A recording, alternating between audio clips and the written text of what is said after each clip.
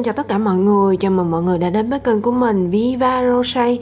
Thì hôm nay mình sẽ hướng dẫn các bạn móc một chiếc áo cardigan như thế này. Ok, bây giờ chúng ta sẽ bắt đầu luôn nha. Thì chất liệu đây mình sử dụng đó là len miêu cô tông nặng 50g một cuộn, và ở đây thì các bạn cần phải có 10 cuộn len miêu cô tông.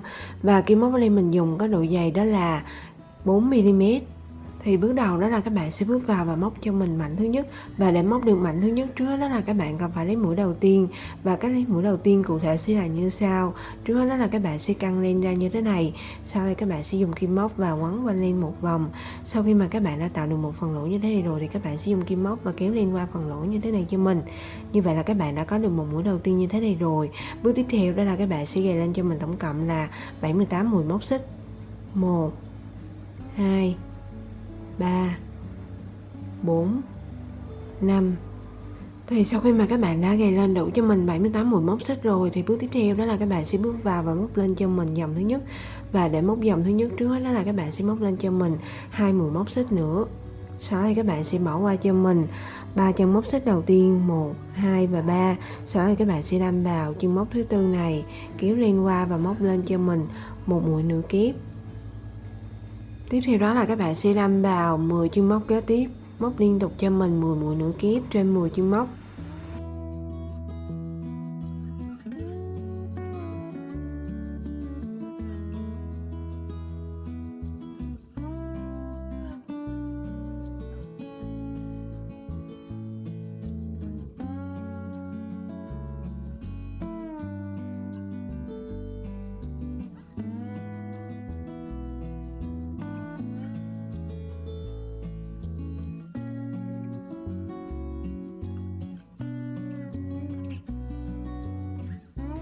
Thì sau khi mà các bạn đã móc liên tục cho mình 10 mũi nửa kép rồi thì các bạn đã móc xong phần viền. Thì tính luôn 3 mũi móc xích đầu tiên mà các bạn đã bỏ qua được tính là một chân mũi. Thì tổng số chân mũi giờ các bạn đang có là 12 chân mũi. Tiếp theo đó là các bạn sẽ chuyển qua móc phần thân áo. Và ở phần thân áo này còn lại là 66 chân mũi. Thì các bạn sẽ đâm vào mỗi một chân mũi và móc lên cho mình mỗi một mũi móc kép cho đến hết chân mũi cuối cùng. Và mình sẽ gặp lại các bạn sau khi mà các bạn đã móc đến hết chân mũi cuối cùng nha. Và sau khi mà các bạn đã móc đến hết chân mũi cuối cùng rồi thì các bạn đã móc xong dòng thứ nhất. Tiếp tục đó là các bạn sẽ móc lên cho mình dòng thứ hai. Và ở dòng thứ hai này thì các bạn sẽ móc phần thân áo trước và phần viền áo sau. Và cụ thể cách móc dòng thứ hai sẽ là như sau. Trước hết đó là các bạn sẽ gài lên cho mình tổng cộng là 3 mũi móc xích. Sau đó thì xoay ngược phần móc lại. Và ở dòng thứ hai này các bạn sẽ đâm vào mỗi một chân mũi của sợi len nằm ở phía bên dưới và móc lên cho mình mỗi một mũi móc kép. Thì các bạn hãy nhìn là cấu tạo của mỗi chân mũi là gồm có hai sợi len đan vào nhau và tạo thành chữ V như thế này. Một sợi len thì nằm ở phía bên dưới, còn một sợi len thì nằm ở phía bên trên. Thì đây các bạn sẽ đâm vào chân mũi thứ hai của sợi len nằm ở phía bên dưới này, kéo len qua và móc lên cho mình một mũi móc kép. Tiếp tục với chân mũi thứ ba các bạn cũng sẽ lặp lại cái bước tương tự như vậy cho mình. Thì đến đây các bạn sẽ bắt đầu lặp lại cái bước như nãy giờ mình đã hướng dẫn. Và các bạn sẽ lặp lại cho đến hết chân mũi thứ 66 thì mình sẽ tiếp tục hướng dẫn các bạn nha. Và sau khi mà các bạn đã móc đến hết chân mũi thứ 66 rồi thì còn lại đó là 12 chân mũi thì các bạn sẽ móc phần viền. Và cụ thể cách móc phần viền sẽ là như sau. Đầu tiên đó là các bạn sẽ đâm kim móc vào chân mũi thứ 67 của sợi len nằm ở phía bên dưới và móc cho mình một mũi dời nửa kép. Và cách móc mũi dời nửa kép đó là trước hết đó là các bạn sẽ quấn len quanh kim một vòng, sau đó thì đâm vào chân mũi thứ 67 của sợi len nằm ở bên dưới. Sau khi đã có 3 đầu len trên cục kim móc như thế rồi thì các bạn sẽ dùng kim móc kéo đầu len thứ ba này qua hai đầu len còn lại. Như vậy là các bạn đã có được một mũi dời nửa kép như thế này rồi. Tiếp theo đó là các bạn sẽ đâm vào 11 chân móc còn lại và móc liên tục cho mình 11 mũi dời nửa kép trên 11 chân móc. Thì sau khi mà các bạn đã móc đến hết chân mũi cuối cùng rồi thì các bạn đã móc xong dòng thứ hai. Tiếp tục đó là các bạn sẽ móc lên cho mình dòng thứ ba. Và để móc dòng thứ ba trước hết đó là các bạn sẽ móc lên cho mình 2 mũi móc xích. Sau đó thì xoay ngược phần móc lại.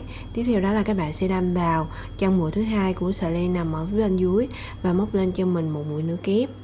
Thì đến đây các bạn sẽ bắt đầu lặp lại các bước đó là các bạn sẽ đâm vào mỗi một chân mũi của sợi len nằm ở phía bên dưới và móc lên cho mình mỗi một mũi nửa kép cho đến hết chân mũi thứ 12 thì mình sẽ tiếp tục hướng dẫn các bạn nha. Thì sau khi mà các bạn đã móc đến hết chân mũi thứ 12 rồi thì các bạn đã móc xong phần viền. Bước tiếp theo là đến 66 chân mũi của phần thân áo.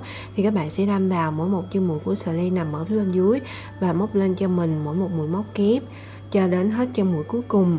Và sau khi mà các bạn đã móc xong dòng thứ 3 rồi, bắt đầu từ dòng thứ 4 trở đi thì các bạn sẽ lặp lại các bước xen kẽ của dòng thứ 2 và dòng thứ 3 với các dòng còn lại. Và tổng số chân mũi sau khi mà các bạn móc xong cho mỗi dòng sẽ luôn được giữ nguyên là 78 chân mũi.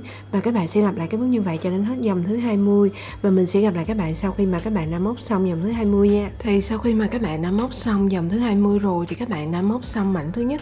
Và bước tiếp theo đó là các bạn sẽ kết liên lại bằng cách là móc lên cho mình một mũi móc xích. Sau đó thì các bạn sẽ kéo lên ra một lọn và dùng kéo cắt đi phần lọn len thừa này cho mình.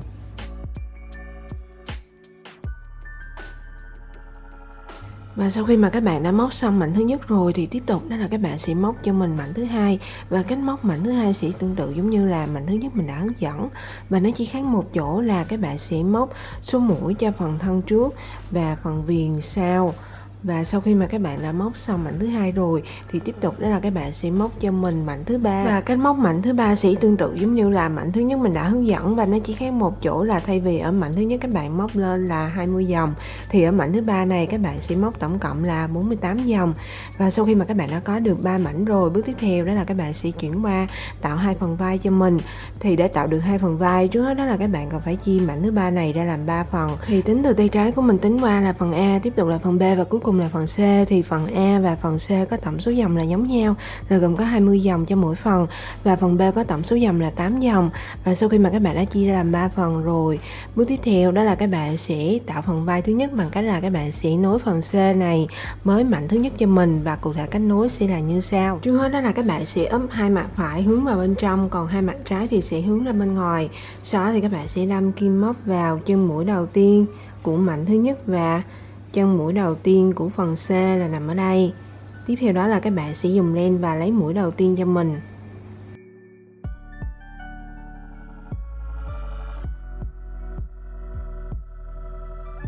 Sau đó thì các bạn sẽ kéo mũi đầu tiên mà các bạn vừa mới gầy qua hai chân mũi đầu tiên này. Và tiếp theo đó là các bạn sẽ móc lên cho mình một mũi móc xích. Tiếp tục đó là các bạn sẽ đâm vào chân mũi đầu tiên của hai mặt và móc lên cho mình một mũi móc đơn.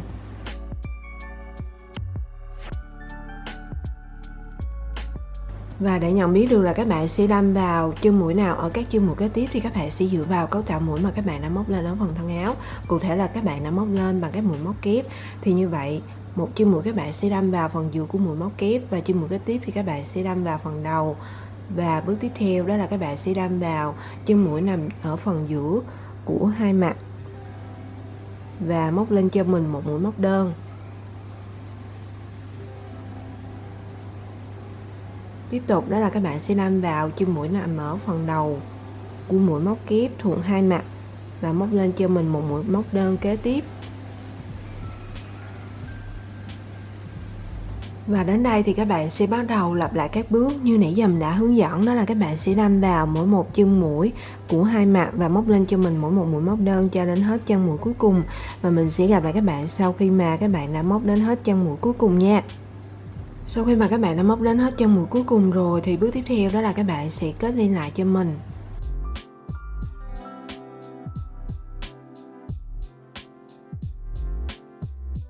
Thì như vậy là các bạn đã tạo xong phần vai thứ nhất rồi. Bước tiếp theo đó là các bạn sẽ chuyển qua tạo phần vai thứ hai cho mình bằng cách là các bạn sẽ nối mảnh thứ hai này với lại phần A của mảnh thứ ba, và cách nối cũng sẽ tương tự giống như là phần vai thứ nhất mình đã hướng dẫn. Và mình sẽ gặp lại các bạn sau khi mà các bạn đã nối xong phần vai thứ hai nha. Thì sau khi mà các bạn đã nối xong phần vai còn lại rồi, bước tiếp theo đó là các bạn sẽ chuyển qua nối hai phần rì nằm ở hai bên cho mình. Thì đầu tiên đó là mình sẽ hướng dẫn các bạn nối phần rì nằm ở phía bên tay trái trước nha. Thì để nối được phần rì nằm ở phía bên tay trái, trước hết đó là các bạn sẽ chia mỗi mảnh này ra làm hai phần. Thì phần ở trên là phần A và phần còn lại là phần B. Thì phần A là gồm có 32 chân mũi và phần B là gồm có 46 chân mũi. Thì khi mà các bạn nối thì các bạn sẽ nối phần B cho mình và các bạn sẽ chừa lại phần A, và cụ thể cách nối sẽ là như sau. Thì trước hết đó là các bạn sẽ đâm vào chân mũi đầu tiên của mỗi phần.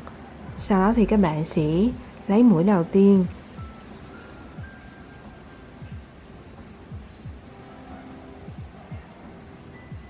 sau đó thì các bạn sẽ kéo mũi đầu tiên qua hai chân mũi này cho mình Và bắt đầu từ đây thì các bạn sẽ nối giống như là phần vai mình đã hướng dẫn. Đó là các bạn sẽ đâm vào mỗi một chân mũi của mỗi phần mà móc lên cho mình mỗi một mũi móc đơn. Và các bạn sẽ lặp lại cái bước như vậy cho đến hết chân mũi cuối cùng. Và mình sẽ gặp lại các bạn sau khi mà các bạn đã móc đến hết chân mũi cuối cùng nha.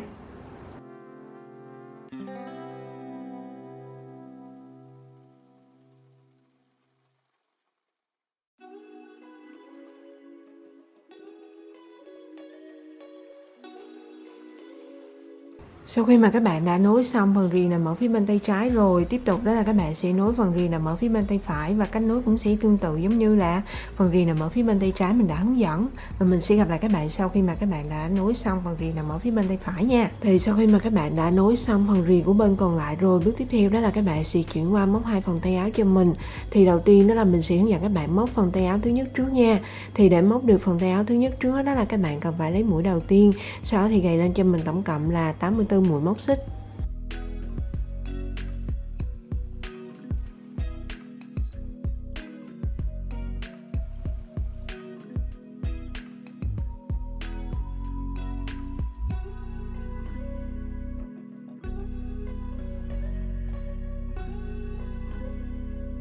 Thì sau khi mà các bạn đã gầy lên đủ cho mình 84 mũi móc xích rồi, thì bước tiếp theo đó là các bạn sẽ bước vào và móc lên cho mình dòng thứ nhất.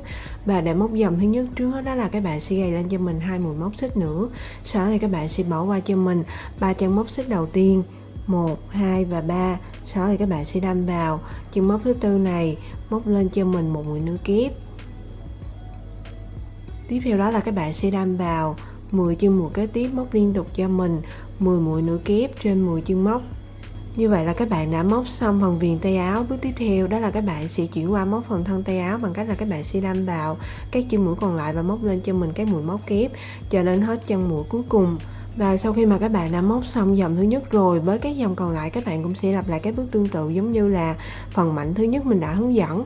Và nó chỉ khác một chỗ là tổng số mũi mà các bạn móc cho phần thân là 72 mũi và tổng số mũi mà các bạn móc cho phần viền tay áo là 12 mũi. Và các bạn sẽ lặp lại các bước như vậy cho đến hết dòng thứ 32. Và tổng số chân mũi sau khi mà các bạn móc xong cho mỗi dòng sẽ luôn được giữ nguyên là 84 chân mũi. Và mình sẽ gặp lại các bạn sau khi mà các bạn đã móc xong dòng thứ 32 nha. Thì sau khi mà các bạn đã móc xong dòng thứ 32 rồi, bước tiếp theo đó là các bạn sẽ nối các chân mũi của dòng thứ 32 này với lại các chân mũi của dòng thứ nhất. Và trước hết đó là các bạn sẽ ấp hai mặt phải hướng vào bên trong, còn hai mặt trái thì sẽ hướng ra bên ngoài. Tiếp theo đó cách nối sẽ tương tự giống như là phần rì nằm ở thân áo mình đã hướng dẫn, đó là các bạn sẽ đâm vào mỗi một chân mũi của mỗi dòng và móc lên cho mình mỗi một mũi móc đơn. Và các bạn sẽ lặp lại cái bước như vậy cho đến hết chân mũi cuối cùng. Và cụ thể cách nối sẽ là như sau.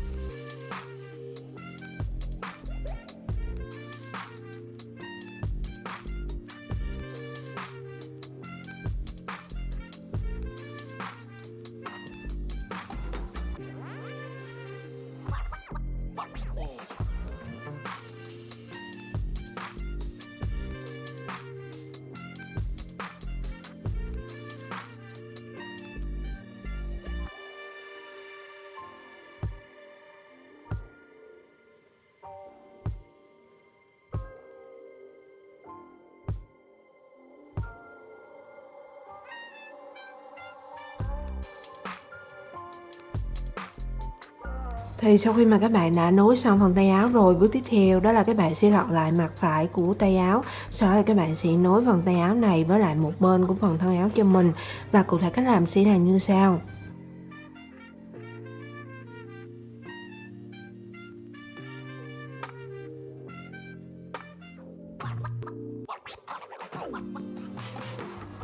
Thì tiếp tục đó là các bạn sẽ dùng cái sợi len mà các bạn đã nối ở phần tay áo, tiếp tục nối cái phần tay áo này với lại phần thân áo cho mình.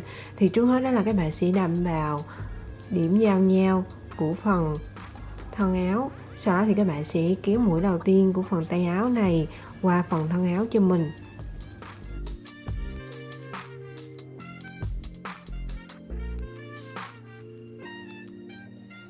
Tiếp tục đó là các bạn sẽ móc lên cho mình một mũi móc xích. Sau đó thì lại đâm vào chân mũi đầu tiên của hai phần và móc lên cho mình một mũi móc đơn.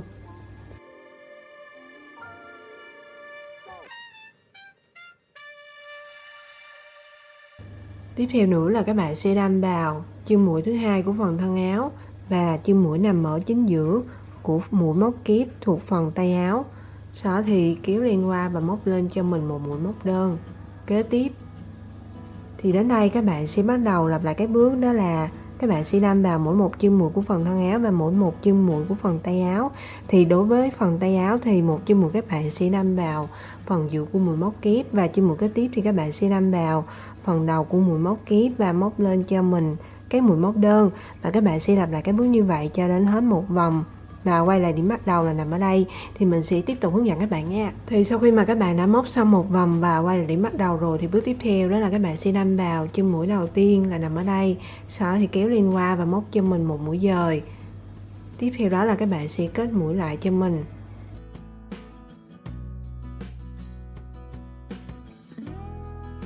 Thì sau khi mà các bạn đã nối xong phần tay áo thứ nhất rồi, tiếp theo đó là các bạn sẽ móc phần tay áo thứ hai, sau đó thì các bạn sẽ nối phần tay áo thứ hai với bên còn lại của phần thân áo, và cách nối sẽ tương tự giống như là phần tay áo thứ nhất mình đã hướng dẫn.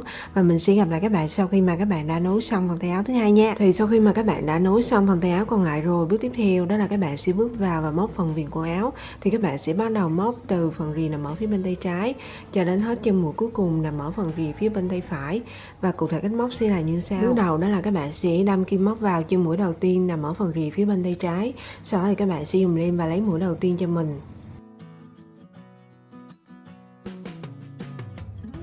Tiếp theo đó là các bạn sẽ kéo mũi đầu tiên mà các bạn vừa mới gầy qua chân mũi đầu tiên này cho mình, sau đó thì các bạn sẽ gầy lên cho mình tổng cộng là 8 mũi móc xích.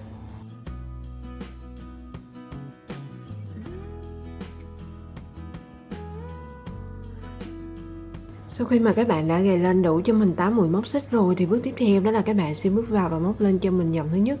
Và để móc dòng thứ nhất trước hết đó là các bạn sẽ móc lên cho mình 3 mũi móc xích nữa. Sau đó thì các bạn sẽ bỏ qua cho mình 4 chân móc xích đầu tiên, 1, 2, 3 và 4. Sau đó thì các bạn sẽ đâm vào chân mũi thứ 5 này, móc lên cho mình một mũi móc kép. Thì đến đây các bạn sẽ bắt đầu lặp lại cái bước đó là các bạn sẽ đâm vào mỗi một chân mũi và móc lên cho mình mỗi một mũi móc kép cho đến hết chân mũi cuối cùng.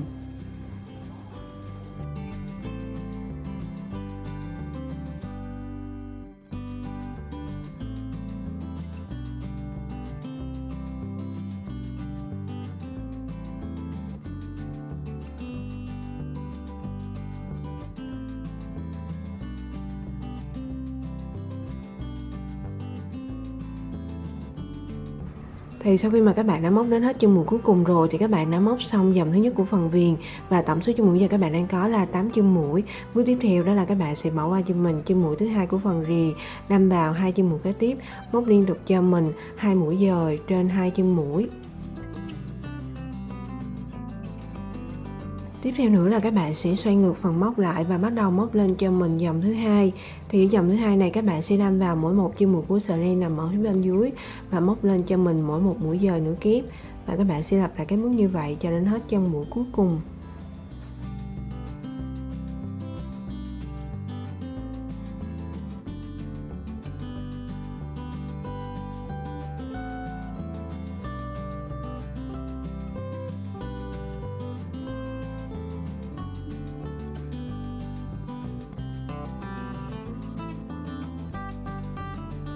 Sau khi mà các bạn đã móc đến hết chân mũi cuối cùng rồi thì các bạn đã móc xong dòng thứ hai. Tiếp tục đó là các bạn sẽ móc lên cho mình dòng thứ ba. Và để móc dòng thứ ba trước hết đó là các bạn sẽ móc lên cho mình 3 mũi móc xích. Sau đó thì xoay ngược phần móc lại.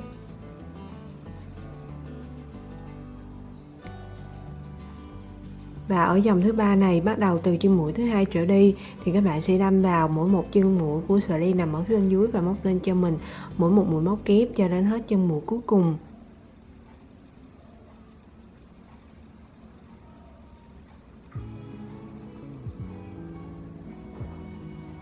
Sau khi mà các bạn đã móc đến hết chân mũi cuối cùng rồi, bước tiếp theo đó là các bạn sẽ bỏ qua cho mình một chân mũi của phần rìa, đâm vào hai chân mũi kế tiếp, móc liên tục cho mình 2 mũi dời trên hai chân móc. Thì đến đây các bạn sẽ bắt đầu lặp lại các bước xen kẽ của dòng thứ hai và dòng thứ ba với các dòng còn lại, và tổng số chân mũi sau khi mà các bạn móc xong cho mỗi dòng sẽ luôn được giữ nguyên là 8 chân mũi, và các bạn sẽ lặp lại các bước như vậy cho đến hết chân mũi cuối cùng của phần rì nằm ở phía bên tay phải. Thì mình sẽ tiếp tục hướng dẫn các bạn nha.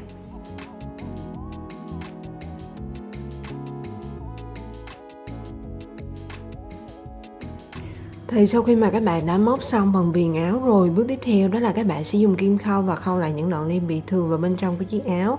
Sau đó thì các bạn sẽ may 2 hạt nút và phần viền nằm ở phía bên tay phải cho mình. Thì như vậy là các bạn đã hoàn thành xong một chiếc áo cardigan như thế này rồi. Mình chúc các bạn sẽ thành công với lại sản phẩm của các bạn làm ra nha. Chào tạm biệt, hẹn gặp lại các bạn ở video sau. Bye bye, see you.